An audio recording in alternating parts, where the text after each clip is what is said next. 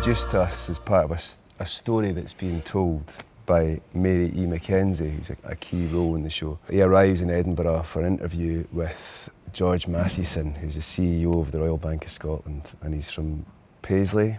He's the CEO of the Clydesdale Bank, and he's making quite a lot of headway there through cutting jobs and making more money on the balance sheet, but probably quite a lot of people redundant.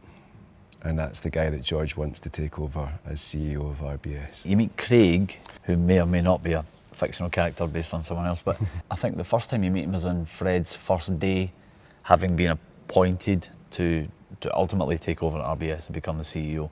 And he's been appointed Fred's deputy by Fred because in the world of the play, they had a pre-existing working relationship from the Clydesdale before Craig had moved to RBS. And then, at least for myself anyway, the narrative I've made out is that there's some kind of, because of that pre-existing relationship, there's a sort of shorthand between them that I think Craig feels comfortable with and probably helps Fred in terms of impose further authority quite rapidly and quite immediately. I don't know how true that is, but that's where you first meet him.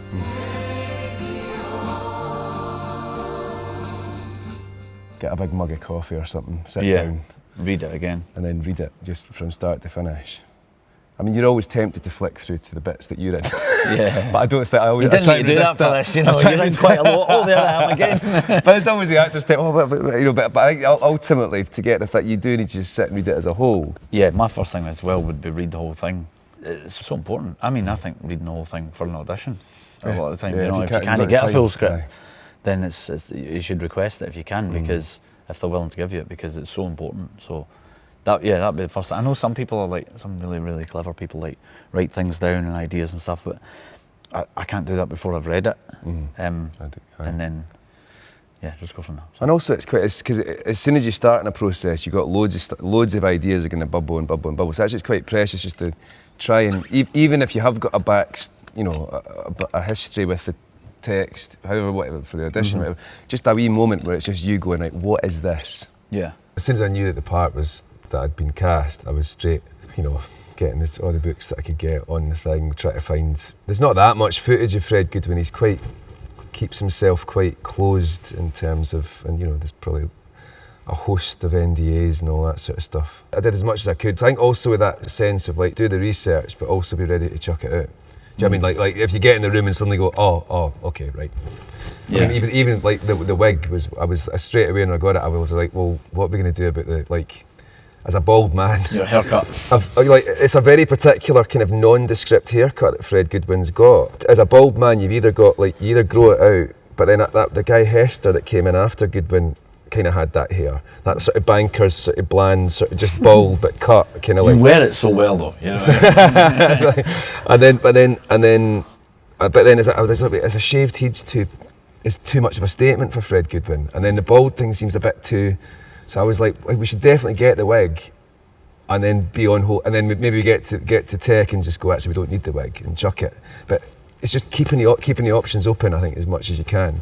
Like, it does help locate Fred Goodwin in a way that I don't think I could without it. As soon as we got the right wig, we tried a whole load. I mean, and Andrew's been great throughout. He's been very open to and receptive to other folks' sort of processes and stuff. And I'd had a wig in a couple of shows at the RSC before. One which was not this, and we'd sort of got in touch about looking at it, was playing Angelo in Measure for Measure. The RSC gave us the wig back to have a look at. It wasn't quite right. It wasn't a million miles away though. So he tried all these different wigs, and that one was the one. And it was way before rehearsals, and then when it landed, we were like, I think that's going to work. But again, you never know. You go through a process and can go, do you know what? Our Fred Goodwin's not that Fred Goodwin. Yeah. Or you could get to the end of it and go, we're going to give him a different name. It's going to be a different person, like a complete, it's based on like Craig Mulligan or do you know what I mean? Like, and then you go, oh well, it was worth trying. So you just got to be ready to chuck it. Well, the world of play will always exist, right? Because you're telling a story, right? But in this one, you've got actual happenings, and you've got something that is happening in this for the purpose of telling the story that you're trying to tell. So my character I believe is based on, that backstory I was talking about earlier about working together previously, I don't know how strong that was.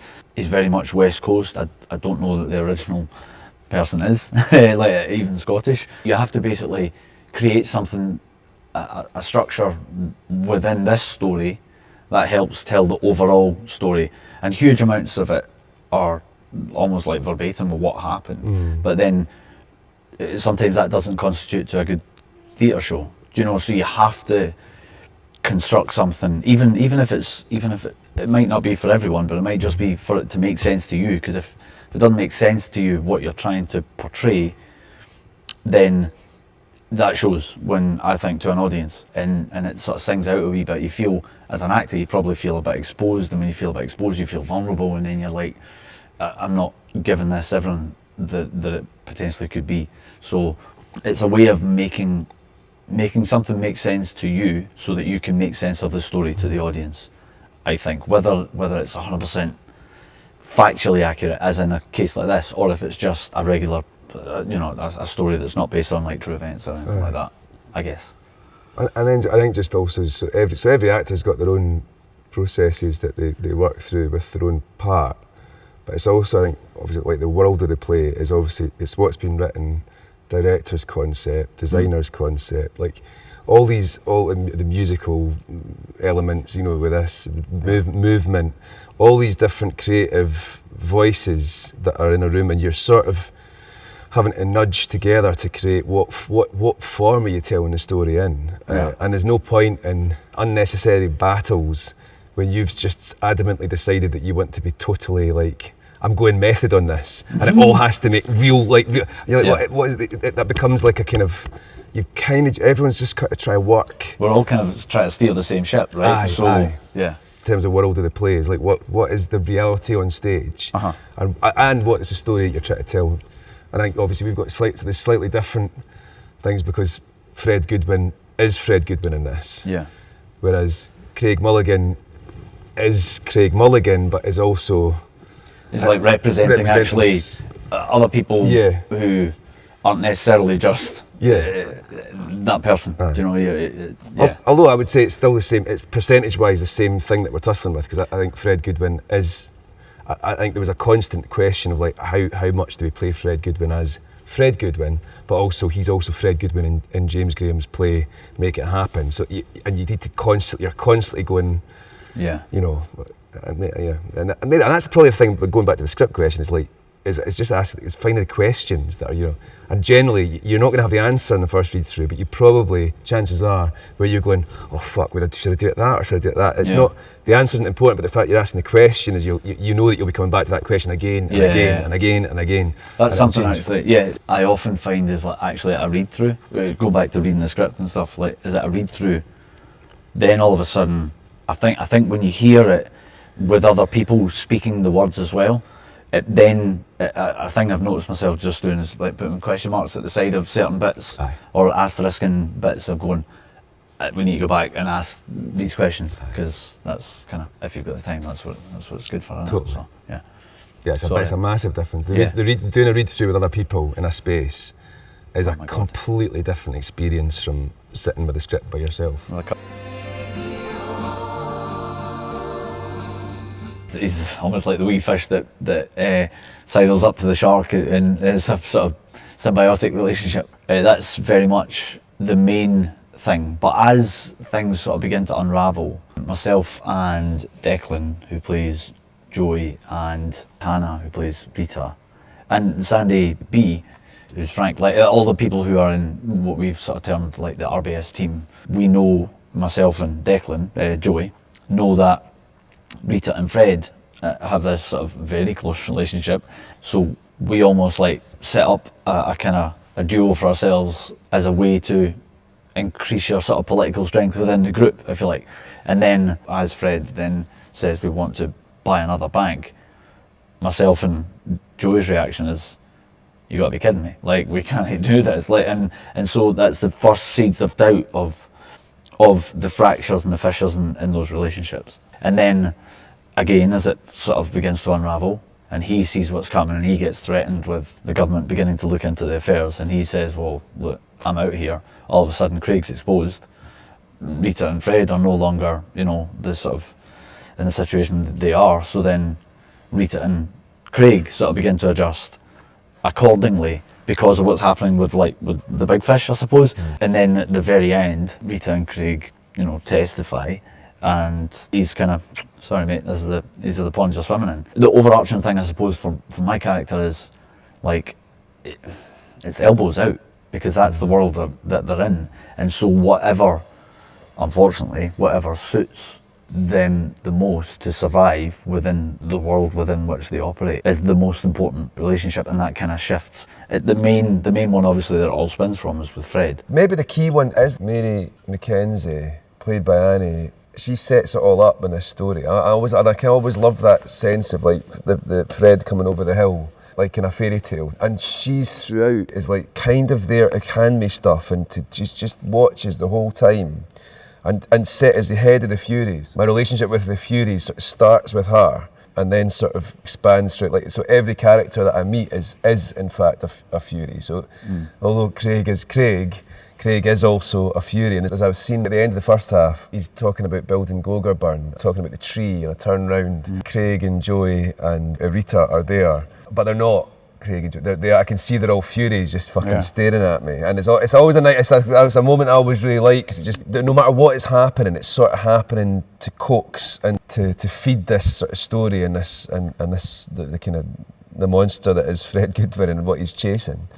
There's that, and then of course there's Adam Smith and the relationship with his work in the book, and then his kind of creation of Adam Smith out of, never named in the play, but in terms of certainly in this production and how it was all sort of formed. The great actor is Brian Cox, and then Fred then takes that and sort of merges him into Adam Smith and this projection from his own mind. We talked a long time about Adam Smith being part of the Furies, and sometimes as an actor you just have to, there's so many things you're like, yep, that's fine, I'm not going to, but in my head that can't be. I was just like, it's not going to be that for me, and I don't mind if everyone else reads that, but I can't, it just doesn't sit with me for Adam Smith to be a Fury.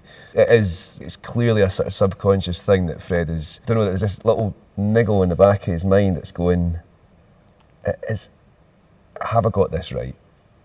Is this the right course of action, or is it not? And I think it's also connected up to his father. I mean, father of the economy, father of capitalism, father of, do you know what I mean? And his own father, who was not as successful, but even meaner and even harsher. But then there's a sort of, there's a relationship between him and Rita, him and Craig, him and Joey. The whole thing is sort of, you go on forever talking about it, but I think the key ones is Fred and the Furies and all the characters that they create around him to coax him, and then Fred and Adam Smith.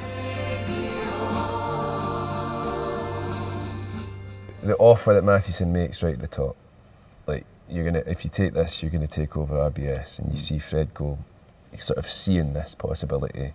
There's the NatWest success, the success of the NatWest takeover, which in history was really close between the Bank of Scotland and the Royal Bank of Scotland. And the Royal Bank of Scotland just pipped it. But again, it was that thing where whoever didn't get it was going to get subsumed by something else. That hence, Halifax Bank of Scotland became, that's as a direct result. If it had gone the other way, it would have been possibly Halifax RBS or whatever. So that's always, those were always the stakes, and then so he wins that, and that's a key moment. The Globe moment comes out of that more than necessarily as a different, albeit it's him contemplating it. I feel that's a direct rise of the NatWest takeover.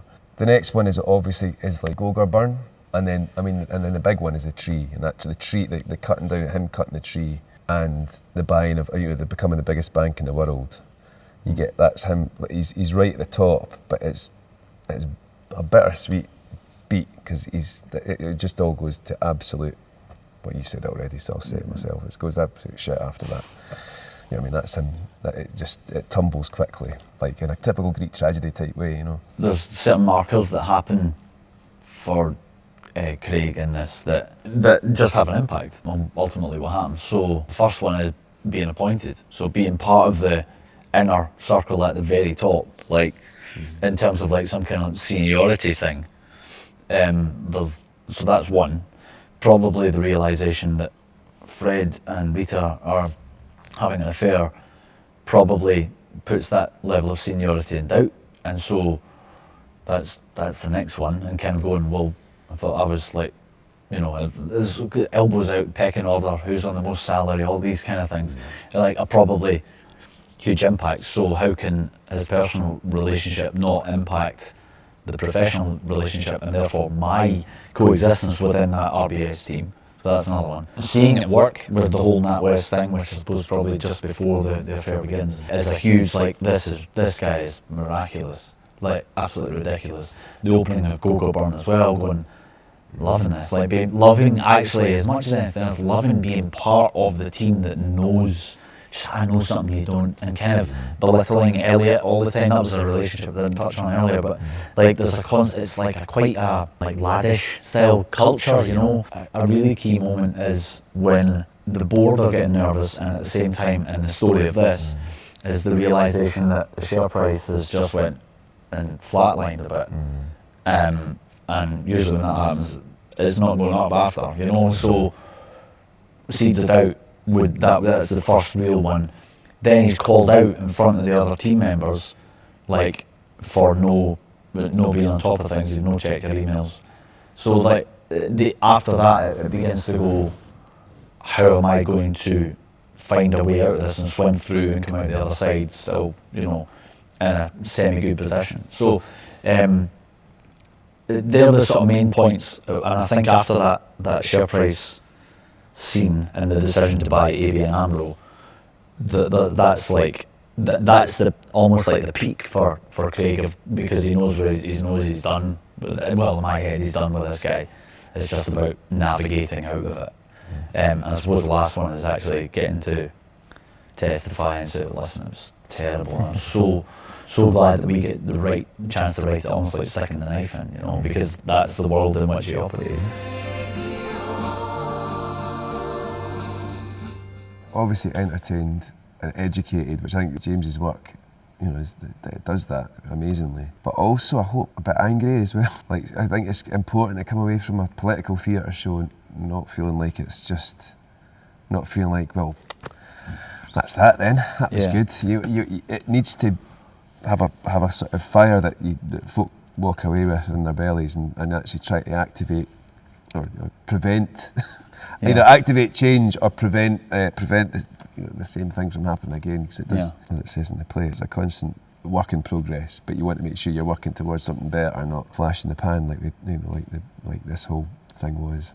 I feel like kind of that, but the word you just used there was like angry. Like that was the thing. I remember when I had to do the singing audition, Andrew was like, what do you think of the development? I was like, it just made me so angry, because like I kind of lived through it. I bought my first flat, well, my only flat, right before it all went belly up. Like literally 2 weeks before it all was like, oh, this is maybe not a good idea what I've just done. But and then you're all massively impacted by it. So what I'd hope an audience would take away is that they feel like entertained and able to laugh at the absurdity of quite how bad it was,